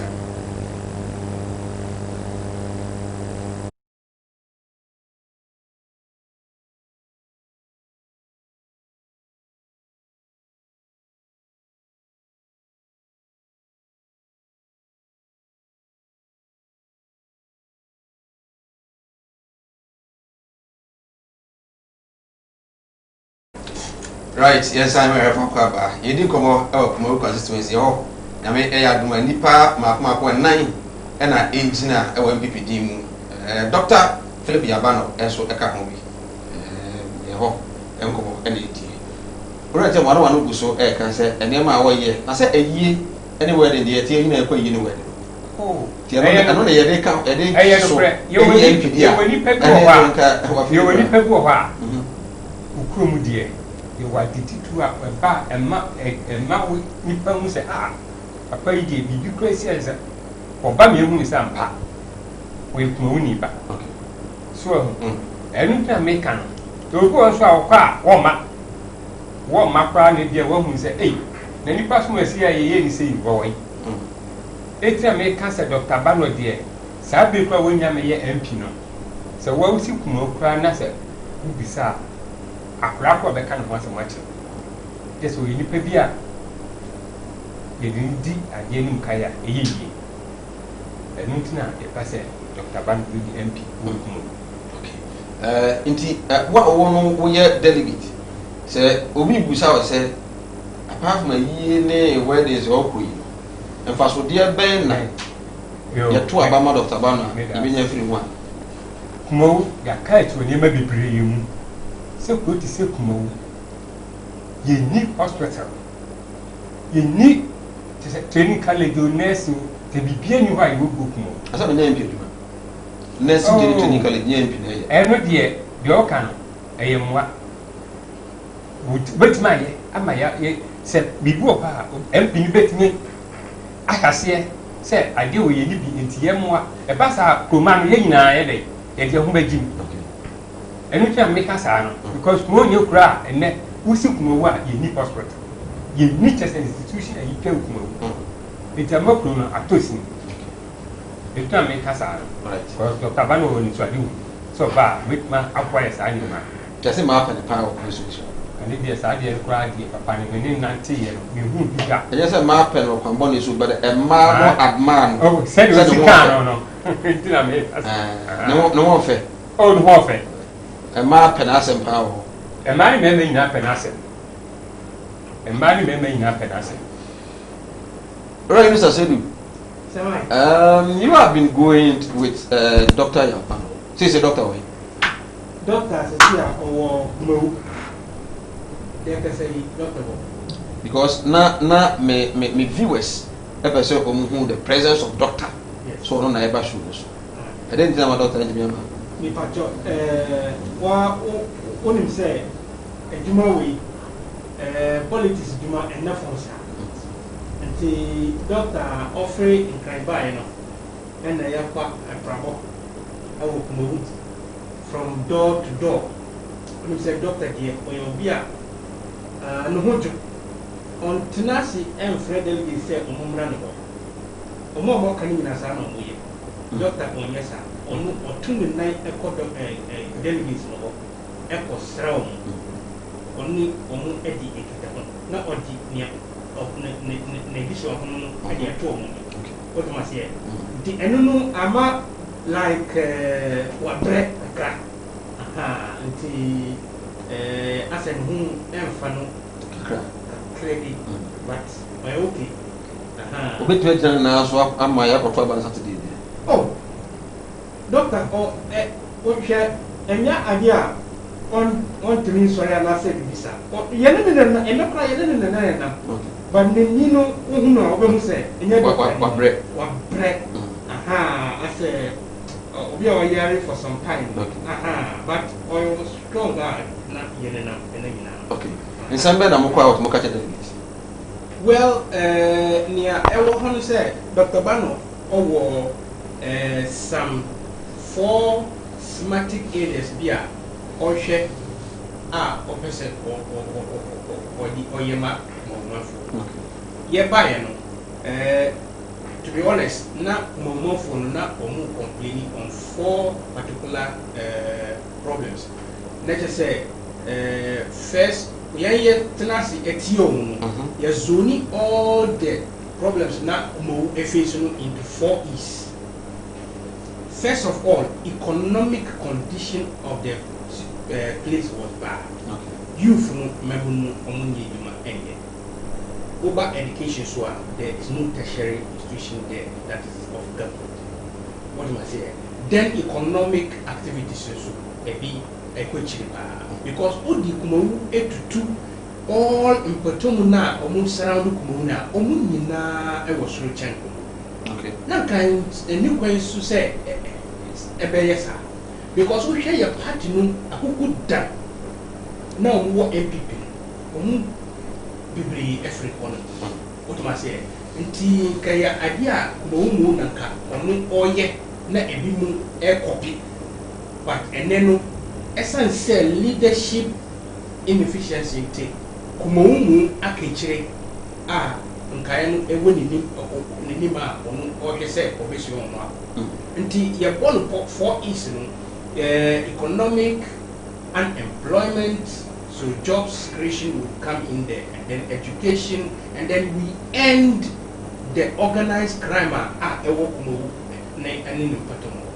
On say mostly no during the market days no e man no omukọ market na omuba na guys no mo atete na mo ayo mo nioma what ma say but ni nyina no essence say Dr. Bano obi a owo dom or bet me at the domo and his lobbying skills na or the aboa na ya end sa nyoma nyina but or see before then no crampo or the $5 million development fund at the better na enu no ye dia starting say e mabunu na omu honma a omu nyeduma enye no 5 million okofa no we o say okofa no we onim say Dr. Bano watna abuchira cha minu mienu ni sa omo hwe ye nim pa say Dr. Bano watna abuchira ache what am I say enti say Dr. Bano ena sana ositi no osun efre amanfo a omudi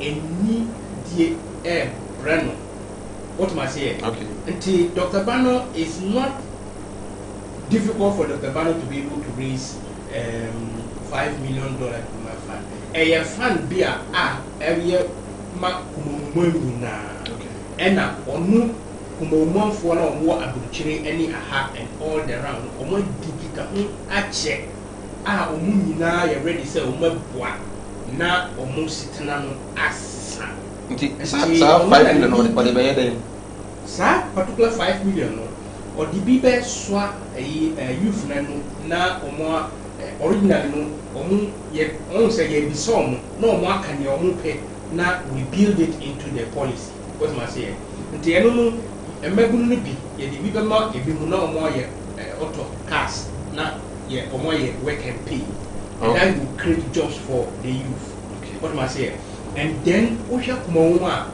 omo ye much of them ye farmers nti odibi eboa kwa odwuma no ama eno so peja what am I say and that will lead to their economic freedom nti me kasa hwe even before the $5 million the crap or starting one farmers no bebre omu ye plantation no or supply omu with fertilizer say Mike me a miti hai Dr. Bano ne dog entie ma adopting electoral areas ni bi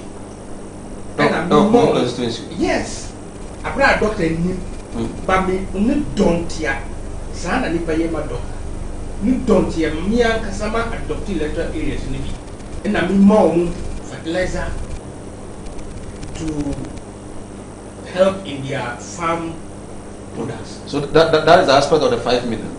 Yeah. No, one. Yeah. We 5 million. Yes. Say you can work and pay, and then also to help the farmers. What am I saying? And then also we need to set up a fund within the fund. Small loans. Okay. So there are market women. They can also. So the Maslow. What's it? Maslow wo nemu we kumoman for die Maslow ye Ghana nyina ndu ko ekope Maslow de no e wo so ko akoye ki uyi ufi kumoman na sa wo ko hono e wo so ko akodi ki wo Ghana fo na wo hono wo akoto wo e wo so ko akodi ki as a rules but kumo fund no development fund no die no your constituency no e die de no sa no upa onye ne tem chain Maslow okay that's it you know free where did you yi eno everyone you touch on security yes member of parliament there security no there en kwano with me you see member of parliament is bibia running a wiase nyina in leadership so only proper leadership now to be able to engender nyoma bi emano koso a ebe dene amount. What am I saying? Now, as we speak, sa oye MP na he has the power to lobby for much more security normal more of police visibility and all that. And yes, ono na be providing or be recruiting police for no, but obey using the lobbying skills no. Now why report because ultimately entina and potom ho na de bia uda sorry na wo there be also steady nyoma be na ehia wa ano na wo ye hu a report un sorry en for we mu en ko kasa sisi e wo so ye enu report na o dia ko na wa tenasi say regional commander say in a cost to me here one all these things are leadership with vision obeka say emu no here no ever dem na wudi report no dia to na regional commander or so on so a bit my push na ya solve that particular problem and that is how Dr. Bano obeye juma right. After Saturday you know after Saturday now obe start juma because you themselves kumudi onya we need primaries now he's in parliament and already he's a man who has been helping the community even before he gets to okay I was you didn't come up my constituency for the channel 0543596070 na enyamre kenkan afama dot on the issue of health somebody started on health say Dr. Babwa health did not touch my over here say I was say Dr. Yabano Bansana it me yo medawas edika ka say the consistency ni na ewo one polyclinic it's not up to a district hospital and the population is about 80,000 people now we are saved by one doctor on say ema apomdeni etosi nti ne say e upgrade yetiminya hospital na baby a yenya mo e upgrade some of the cheap compounds we be so to emanudru health centers betim have provided some health so the peripheries okay during our health screening exercise what you realize is say baby a any hospital ntemuchen koko ho no mo na unya some cases be a bit of emergency because as a nipani ni adaje kra for the hospital akohwehwe da pomudi distance woja na da je dia call but the health service is available and nearer to the person na manu assess inti no ofato no say no be health screening no mbo anoma create awareness etu independent bra na nchichire onsa ye miemie won ye hwe apomudin na ono ankasa consult nipa etu omofo efa mo na wo ye uguso a wo ye bebre na ema wo ye conscious about ono an health the bedroom rebi na ehu hia so be ko ne fi akobọ ne do se bra ono abeko because no hu wate ase wo hu but obi enka pomudin asem nchire no mo say no wate ada time obey na ready so be ko so na bia na aduru emergency case entina apomudin asem ehu ehia no o se enya hospital esi enya more doctors e wo hospital started and as ongoing Mahama Bayo no so gusu a oye ti ade bi no ba be when it comes to hospital yo ne aban yo so ni abadada no ase bi asdada ana onya hospital they have must start one this hospital but I think ache ba na zen ki ewie but ewie anu na MP ni na so o fa me ewie it's a leadership as I say obi ka ho asem wo ka ho asem ma eni party mo na wo ka ho asem ma eni party the people in the authority as say mo hwe emeye no ya mususu betu hu anamo nti no since I started ye de bia baby oboko bia o ka hospital no asem sometimes ye ni pedi me but also obeka to say be ye ni pehi na e de ehin sem akwa ye ono so as a medical personnel or HEPRA ana wo nya kwan so parliament ya onim se pefe se obenya kwan play role in a parliamentary service committee and they will not be through that what you may lobby for more doctors and other health staffs at the about Komu constituency abeso ya pomudi ni hospital nas and inti na is hospital no ya dia ɔtanka ho asɛm paa because that is ɔno ne fault nti ehu hia so ɔbɛbɛyɛ though you may not be ne MP but through your lobbying skills wobɛtumi aboa ama ne esisi yɛ gyan yɛnso yɛ saka but look as if say yɛnka ho asɛm papa the more na nso ayɛ quiet na nneɛma nso bɛkɔ so ayɛ te sɛ deɛ tia na sɛ deɛ bɛhu no saa ne yɛhu no nti ɔno he is worried so pɛ sɛ opigya yɛpɔmudi mu good ɛwusua so ɛwɔ kuma constituency hɔ ɛna yɛdi nkɔmmɔ nyame yɛ adɔme nda ɛna abatɔ no bɛkɔ so and then wotie na yɛkɔ grounds wotie deɛ yɛkɔ so a the race is between Dr. Yawbano and afei so the incumbent member of parliament Honorable Philip Baswa and utumi say yes indeed delegates no do no come when say power for now as it stands ma bi mu say ro ntema kwani wara roma delegates dia na mo rehwese mo nsabeka mo nsa enkaye enfri MP ho a mu no say nyame ya adom na se twedi ampoda roma Dr. Yawbano ba obi teme ba yo me da wase delegate ye mo ko ne da ho sabi ye ne ye yiye se ye si mo na nem ka ba we nke so obi atimi tu bie na so so emra ma kwa so obi atimi tu bie etin ye yiye na ade a ye delegate ye hwen se one say you kuro ebetum pon ade a ehia ye pa cause MPs no ebi ni nam as far as ebi ni nam go mba no bisawo ede na we ye delegate wanya ebi ba mo mka chen say me momu de me nya bi o me hwe me yere me ma but you crop mawu no kuro na ka echi me say ebi mu bisa individual wo no yes personal base okay me nka inwa manum ebi ba me ho ebe bisa me say me di me ye delegate edi e pa ni menya ma me ka chen say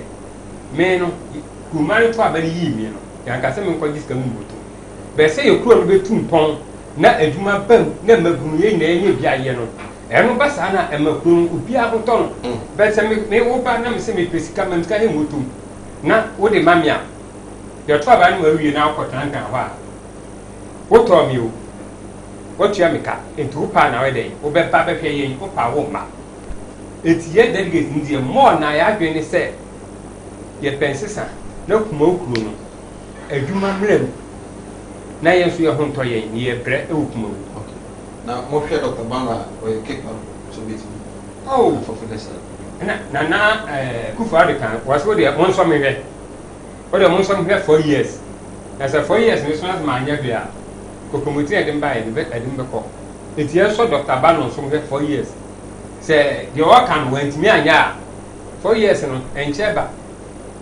eduru ha de okan wa anye ntie no so komiti na do ba no e pesa do akọ timi so ndie wait me bi ama mo na me sir Sir Mike won ne papa na match yes ade na ye unique e won ho a wo de compare the other aspirant with me so for try ma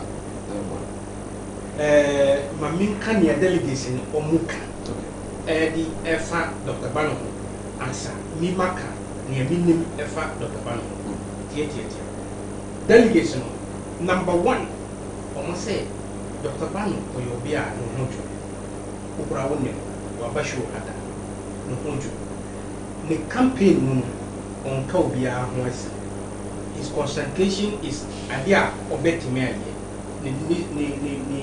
ni so aho ade huna obe ye enu asam na oka onka obia asam mbo obia me mo sometimes cry me ka say oh look sure as much see eka say efa who say there no problem let them say it nemu enya ade a ebe bo if he say e control and now I feel it like this is a man that you have to learn from something that could have throw any other aspirant on board out of gear ono obeka say o fa chom wo de mom kasa menim say nye no kran so emfa and when you take your time and look at it as well within a week no more shall go for what must say these are some of the things that Dr. Bano personal character na ọmọ kan ọmọ nibi the am fine no twinche Dr. Bano a medical doctor what am I say you know me ni na onye obi a obetuma akọ parliament of Ghana with his years of experience as a medical doctor owning his own hospital in the United States of America. The Parliament of Ghana will not see the reason to utilize to tap into his experience. What am I saying? There were MPs who are more Parliament, and they have not belonged to any committee. Oh, David, no member of Parliament anyone belonging to committee. All the members of Parliament, we are a committee of that. They will know all kind of influence when it comes to the House. Yes. Beyond the committee, no. Yes. Maybe I will never do Munkasadia, but some of them is almost Munkasa, but at the committee meetings, yes, they make input. They say, Sir, you will be a record we're gonna have. You're sorry, Cassam, sir, so MPB belong to the committee. You see, when you say belong, is a good friend and a father. He always advise and give us some of this information. Every member of Parliament has a committee. Nasa ye empanyinfo what was here na ya mfa wan kan ya kan ma ye ni na wie na na manu so na esi osu be hye na manase na enu bi na esi some of them don't belong to any community enu bi na ye kan what am I say on context what am I say otherwise they have to find a way of getting everybody involved na za kuma wudi no form the way there was a people of Parliament in Ghana no for the past 8 years, what to say, Kumawu MP and raises some particular issue. They are Ghana for Nina, to say, oh, this is something that is massive. Even on a pattern, let alone the what it has not happened. What am I saying?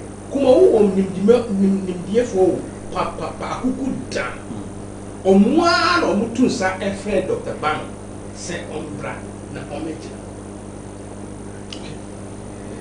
Well, nti wemu nyina omu bia mfre omu bia se omumbra. Some of them they are using Kumewu as an afterthought. Omu ko baby na ye na omu say okay, mami kai mu e bia na me roots be free heart, mami ko na me ko try me luck. Kumewu is not about people coming to try their luck. Kumawu needs development and they need somebody who is consistent home. Ono eti. Unim say na before Dr. Bano, even before he put out the intention, na delegation na obo every month. Okay. What am I saying? Omo kani na omo bia yes consistently for the last 2 years obo delegation every month, whether you follow him, you don't follow him, even before he made his intentions clear. Not for what? Party elections. Dot, you were there. Mokotu abayi constituent executives. Na ode drinks ako. Ulusu lessons. Nkrofo a person who win lusu ya. Now he said him in for. Can this be? You were not there. Yes. What happened? Me pa chawo. Ya wokan lokre. Ọtọ drink ni ba say aka evia obechama iti wonu wati animu ye pon ye no ye hu be drinks no e fa ye na e wachire it will be say aka drinks ni we ye hu drinks ba ora ta ma drinks no e yira no ni obi sunday no wati animu pa na eno egu e den bet na wachire it your point was say na drinks na make am on e wai naja ayira ti di amount for can say ono na wada so mo fa drinks oh asem o kan ho ni say drinks we ne boy say ain't what must sa ade we de ko ade amato say me chama right sure yeah no amount for so mo dey aba and the way am you didn't read our message mnanetia and mnanetia pa anti monfa enche but then mo the messages na I believe say it's all for Dr. Yabano. A lot of messages are being for Dr. Yabano. I think the best thing you can do anything Doctor a dear pa na amount for more bit me a year. Every ma doctor be say indeed. Yo. There are name people me pese. So you have 3 minutes to wrap up. Okay. Nyame ya dum na se meme da dura na delegate a wotu abani bi. Nyame mo sorry na wo pomu ye din. Wo be fa o party card any o membership da ye ID card, national ID card. Na wo ko police station na wo sa kan o ballot. Nneɛma bi wɔ hɔ a pɛ sɛ ɔka kae health insurance a Dr. Bano ayɛ kae support a ɔde ama wo for agrek kae medical bills a wɔatua kae enwuma a wapɛ ama wo nuanom bi ɛwɔ Kumawu constituency mpo ɛberɛ a wɔmɛyɛ MP as at now nnipa ni bi a ɔde mu kɔ for police recruitment they are starting for medicals a wɔawie mpɛsɛ okay eno so kai health screening o hwe nipa eche wo mu enuro free kai support or they support Kumawu during the covid neto aba no efama Dr.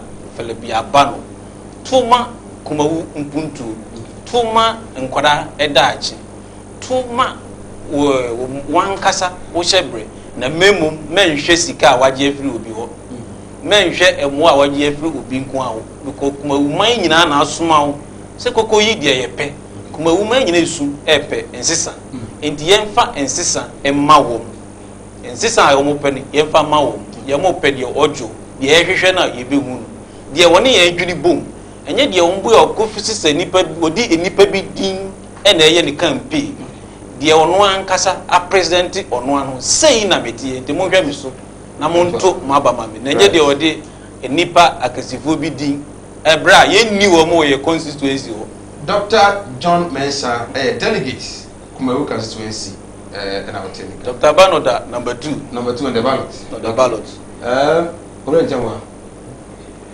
sama na baka che ku delegate omonya dan asema me kan say Bible say ka be ahwiase because ben fi mi oni doctor mo wa dia boa yen nti edame me da duru ha ye wa dwen say tuisu ani die e ma ne mpa wo tuisu pasan duem ubi sa so ye bi say ye o say ya keso ade na wo ye so ni itetem dia ye ma wo say no nti tuisu ani die nti delegate ne die meme da amo 2 o'clock mbati en ka say e ma Dr. Bano so ewo no mi no me da na delegate no aye dem opede mo yes right ura kwaju intianwa na wote ka ono so delegate ewo Kumawu and then listen Sir Mike, are you winning?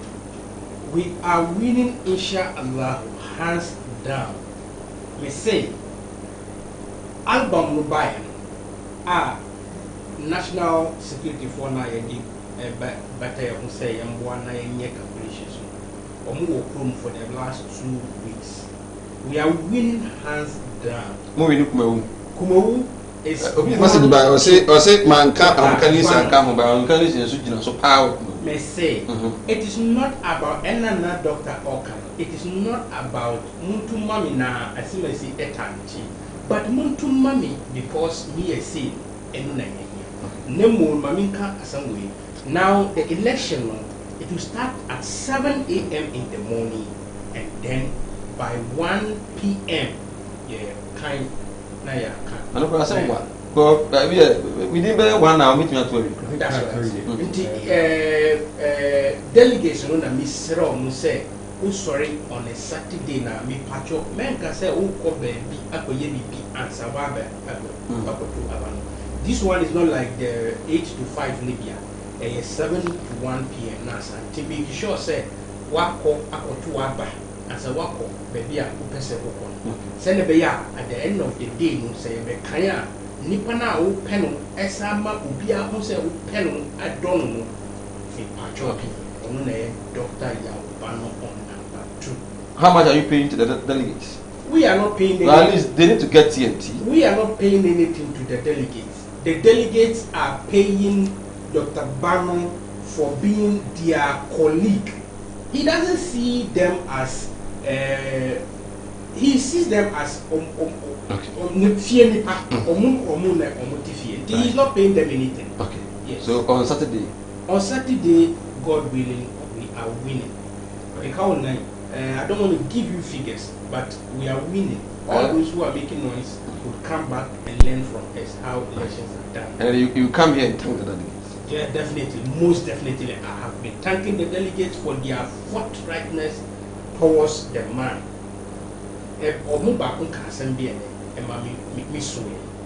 Or see, can you Dr. Kawebu? Dr. Krana, Dr. Ntiasie. Okay. But right. Yeah, screening, not over pressure, and an only. Nti Dr. Yango, I'm a treat. Dr. Treaty, right. Chairman Inusa Sedu, so a campaign team member for Dr. Bano, Team Bano, and I would tell and then you on Kumawood TV, Sinupi, and then Yamre, it be Sinupi.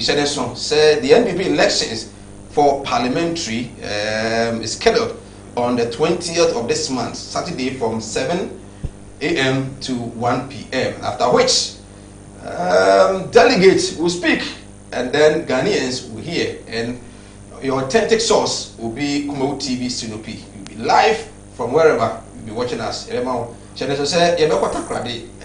the country, maybe here was in Rebiano, yet me, I'm an update of the NPP primaries come 20th of this month. Yedibisia nyame eya dom ya wachina ebeto association so say Kumawood constituency Dr. Filibano otoso binu adibano to say du ho na wakai Dr. Filibano say bia obe na domwa na mi shawo na onkam na mi ya domo china ebeto so dey Michael na adoma ko na okọ baby e say esutifia mi producer nkasa ni nua enso pre ho ti bonfa cha me pa na at least just a minute na menya campaign kakra fama no because he's my producer my producer Bernard Ade ono ankasa ne brother pre ewo esunafu right esunafu eho na esunafu no na ne brother no pre na nka me brother ne di no dia ba but then well do ha monkan na afi montimi emwa na ontimi so no ewini sit I think so afi and also every mumwa na sa intimi enka city no intimi emwa nyame eya dom na adom to me ya the best side ehia nyame ya mochina ya crab